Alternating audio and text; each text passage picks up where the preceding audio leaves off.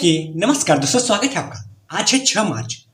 चलिए अपना current affair session start करते हैं और देखते हैं कौन सा क्वेश्चन है और कितने आयाम पर आयोग क्वेश्चन आंसर करेगा। उन सभी को देखने का प्रयास करेंगे और जितनी महत्वपूर्ण कंपनियां हैं उनके भी जो ब्रांड एम्बेसडर है उनको भी देखने का प्रयास करेंगे।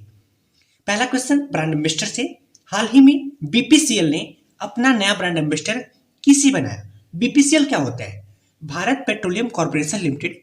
अभी इसका नया कैंपेन चला था प्योर फॉर श्योर, जिसके ब्रांड एम्बेसडर राहुल द्रविड़ को बनाया गया था। बट अभी नया स्पीड प्रीमियम पेट्रोल के ब्रांड एम्बेसडर किसे बनाया गया? नीरज चोपड़ा। ये बीपीसीएल क्या है? तो ये आपको नाम से समझ में आ रहा होगा, पेट्रोलियम से संबंधित। तो जी हाँ, बीपीसीएल भारत की दूसरी सबसे बड़ी तेल और गैस की कंपनी है। ये महारत्न कंपनियां होती है। तो भारत में कितनी महारत्न कंपनियां हैं?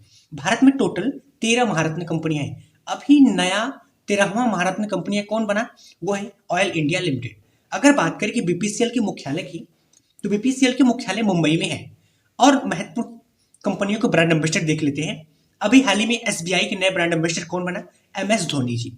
टाटा समूह के अमिताभ बच्चन, एयरटेल के ऋतिक रोशन। यहां पे ध्यान दीजिएगा, विराट कोहली इससे पहले थे, अभी वो हट गए हैं। एचडीएफसी की बात करें, दीपिका पादुकोण। और बिस्लेरी जो पानी की बोतल आती है उसकी भी दीपिका पादुकोण है। यूनिक्लो की बात करें तो ये कटरीना कैफ है, जो कि एक जापानी और कपड़े का ब्रांड है। अगर जियो की बात करें, शाहरुख खान। अमेजॉन जो कि एक डिलीवरी सिस्टम है, ये क्या है? ये रणदीप हुड्डा जिसके ब्रांड एम्बेसडर है।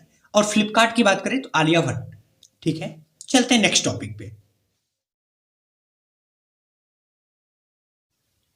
नेक्स्ट टॉपिक हमने उत्तर प्रदेश विशेष से लिया हुआ है। इसको आप विविध की श्रेणी में भी रख सकते हो। देश का पहला गोला बारूद मिसाइल विनिर्माण परिसर कहां पे अनावरण किया गया? ये देश का पहला है और देश का सबसे बड़ा है। तो कहां पे इसका अनावरण किया गया? कानपुर में। गोला बारूद मिसाइल विनिर्माण का मतलब क्या होता है? विनिर्माण का मतलब होता है ऐसा परिसर जहां पे गोला बारूद और मिसाइलों का निर्माण किया जाए। इसकी शुरुआत 2024 अभी हाल ही में हो गया, 2027 तक कंप्लीट हो जाएगा। गोला बारूद ये मतलब क्या काम करेगा? तो यहाँ पे मिसाइल क्या क्या बनाएगा? छोटे हथियारों के लिए गोला बारूद बनाएगा, तोप खानों के लिए गोला बनाएगा, साथ में मिसाइल भी बनाएगा। इससे क्या लाभ होगा?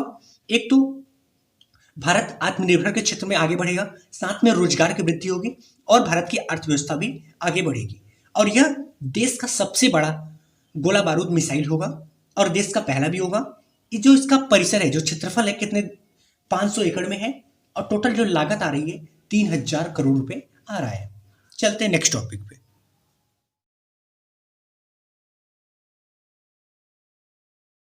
नेक्स्ट टॉपिक हमने योजना एवं परियोजना से लिया हुआ है।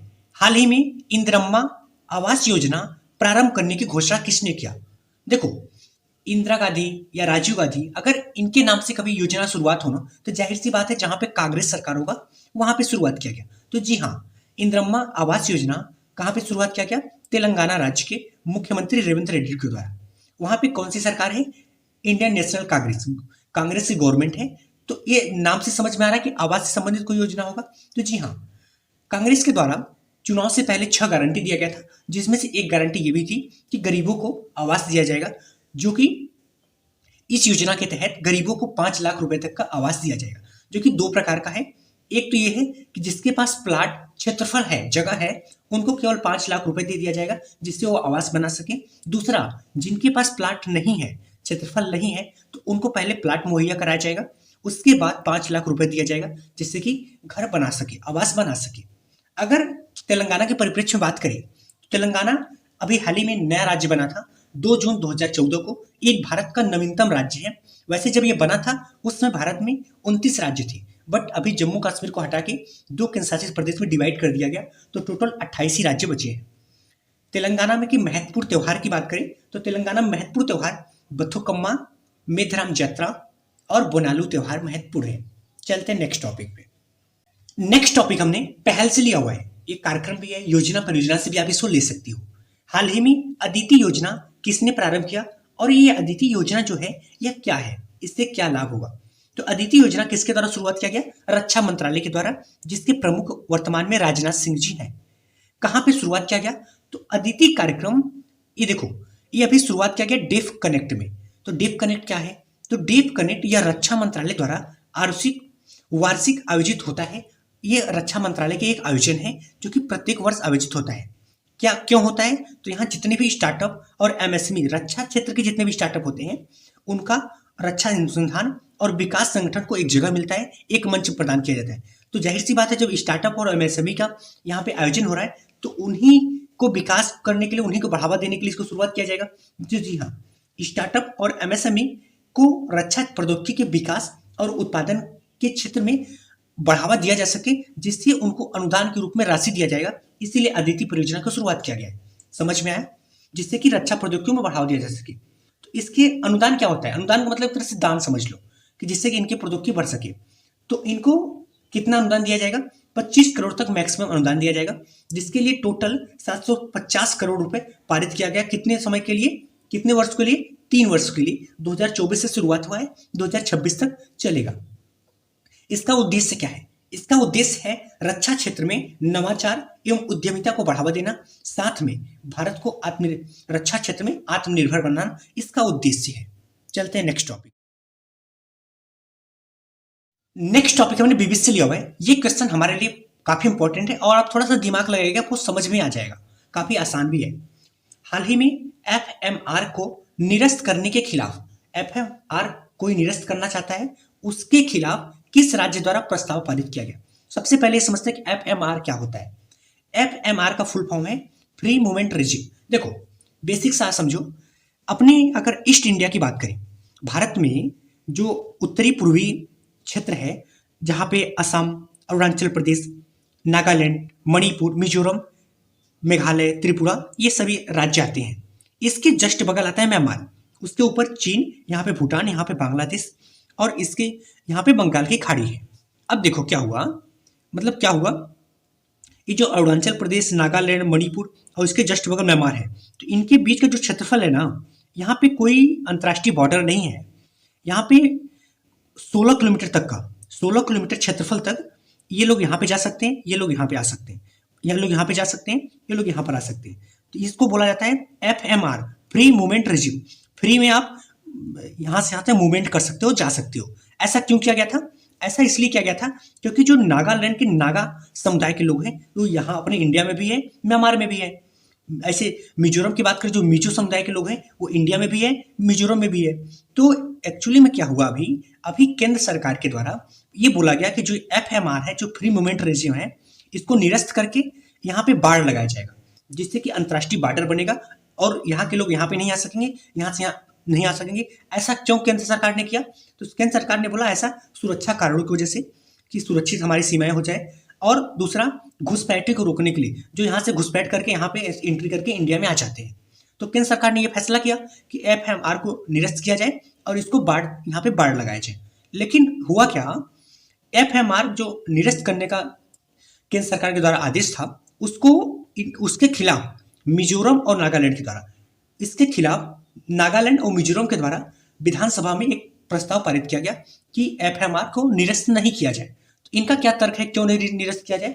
ये कहते हैं कि जो हम लोग एक ही समुदाय के हैं, तो हमारे एक ही समुदाय के लोग यहाँ पे दोनों जगह रहते हैं, तो त्योहार या कोई सा भी फेस्टिवल मनाने या कोई भी चीज हो, तो जब दोनों समुदाय को आप अलग अलग कर दोगे तो हमारे बीच की खाइयाँ बढ़ेगी और हम एक तरह से खुश नहीं रह सकते। इसके लिए ये लोग उसके खिलाफ है।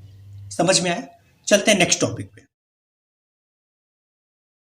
नेक्स्ट टॉपिक भी न्यायालय से है। ये भी क्वेश्चन थोड़ा सा समझना है और थोड़ा सा ट्रिकी है, आप थोड़ा दिमाग लगाइए, समझ में आ जाएगा। हाल ही में सुप्रीम कोर्ट ने किस अनुच्छेद के द्वारा पैसे लेकर वोट देने वाले जो कानून था उसको निरस्त कर दिया?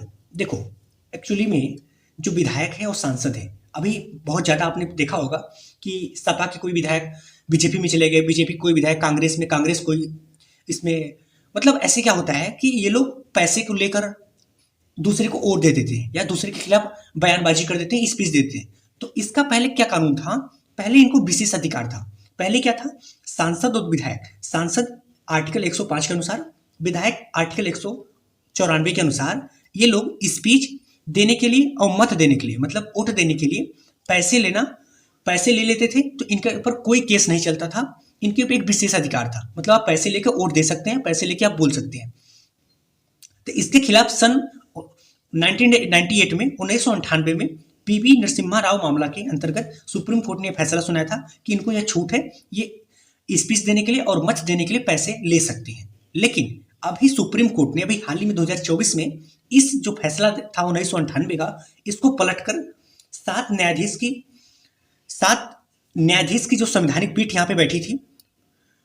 संवैधानिक पीठ का मतलब होता है जब 5 से अधिक न्यायाधीश एक साथ आ जाते हैं तो संवैधानिक पीठ बोला जाता है। इसमें अभी 2024 में इन्होंने ये बोला कि जो छूट था उसको छूट नहीं दिया जाएगा और इनको ऊपर केस चलेगा। अगर कोई पैसा लेके वोट देगा तो उसको केस उसके ऊपर चलेगा, बाद में जो भी होगा उससे कार्रवाई किया जाएगा। तो इसका मतलब होगा सुप्रीम कोर्ट ने 1998 का जो फैसला था उसको पलट दिया और नया नियम लागू कर दिया। तो किस अनुच्छेद के अंतर्गत? वो आर्टिकल 105 के अंतर्गत सांसद के परिप्रेक्ष्य में और आर्टिकल 194 के अंतर्गत विधायक के अंतर्गत। समझ में आया? इसके जो प्रमुख थे वो थे CJI DY चंद्रचूड़ के नेतृत्व में हुआ।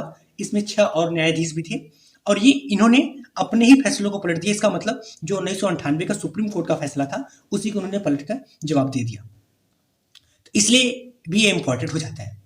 ओके दोस्तों, अगर आपको करंट अफेयर को शॉर्ट नोट्स के माध्यम में डिटेल पढ़ना है तो आप इस फैमिली के हिस्सा बन सकते हैं। धन्यवाद।